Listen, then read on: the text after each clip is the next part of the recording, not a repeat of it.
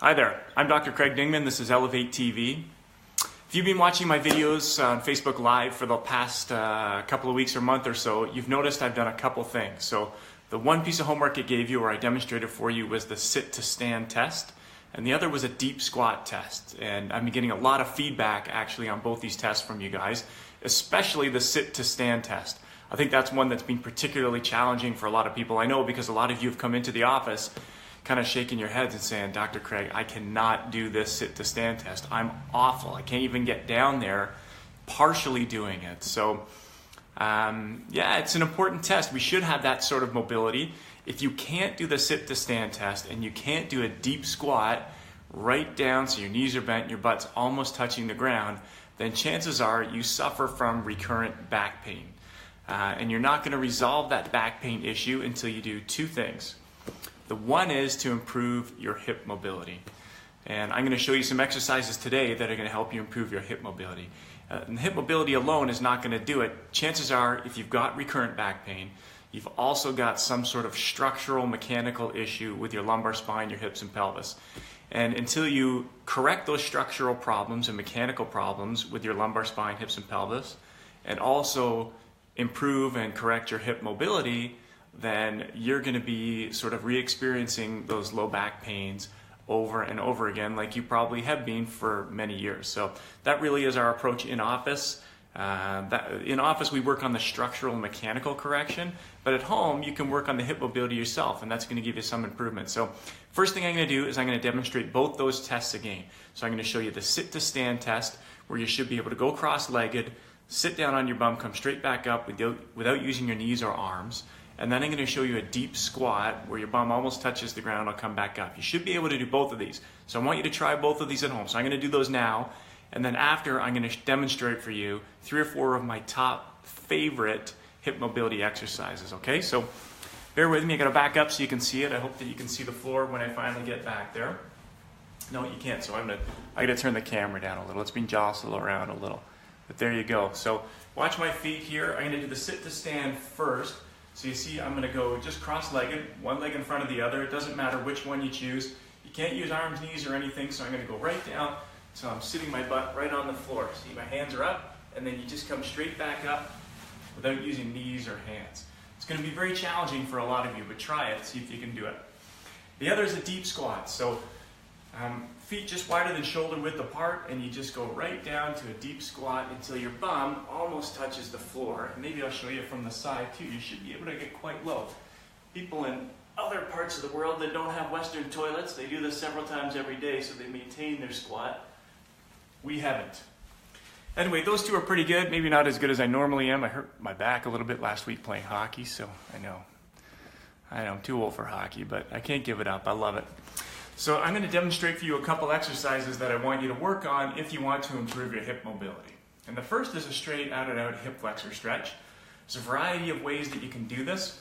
One would be just in a giant stride. Again, I'm going to angle the camera down so you can see it. This is probably the most simple variation of this. So you want to take a giant stride, one leg way in front of the other. Okay, keep your legs straight, turn. And you're just going to feel some stretching in the groin of your back leg. You want to keep your body forward, not rotated open. Keep it forward. You don't want to be extending your back. If you got back pain, this is going to create pain. You want to keep your back upright and just lunge down. Okay? Obviously, you're going to shift legs. Hold that for 10 seconds. Shift legs and do this throughout the day. Great hip flexor stretch. Another one, a variation of that, which is probably going to work better if you can do it, if you have a piece of floor. I call them Spider-Mans. Kind of makes me feel like a superhero when I'm doing them. I'll show you on the table here. So you're going to one leg back, one leg forward, and you're in that classic Spider-Man position like this. And again, you should really feel a stretch through the groin. This is a hip flexor stretch. You got to get that muscle. It's a big, huge muscle. Comes off all your lumbar vertebra, inserts into your leg. You got to really be able to get that loose. Switch, obviously, always do both sides. Okay? Next, I'm going to show you my Captain Morgans.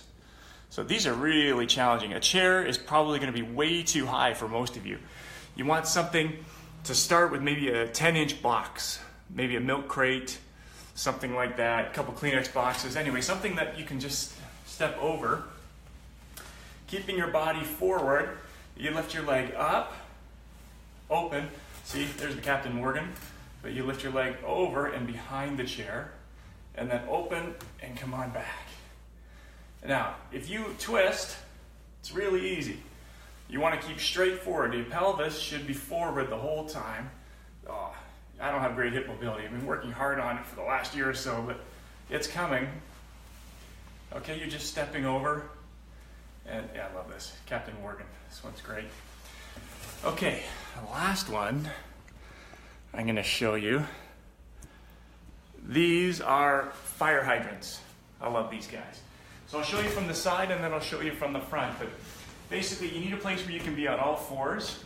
You want to keep your back level across here, and you want to just lift your leg up to the side like a dog in a fire hydrant. So just like this, leg comes up. I don't know how well you can see that from there, but I'll show you from the front. Hopefully it won't fall off this table. So knees and hands, and then you're lifting your leg, keep my arm in here, straight up to the side like you're lifting your leg. Now try not to open and twist, because that really takes away some of the mobility work. You want to keep your pelvis flat and just lift up to the side, just like this. Both sides, maybe 10 reps on each side. There's the other one. Get my shoulder out of the way so you can see it. There we go. Fire hydrants.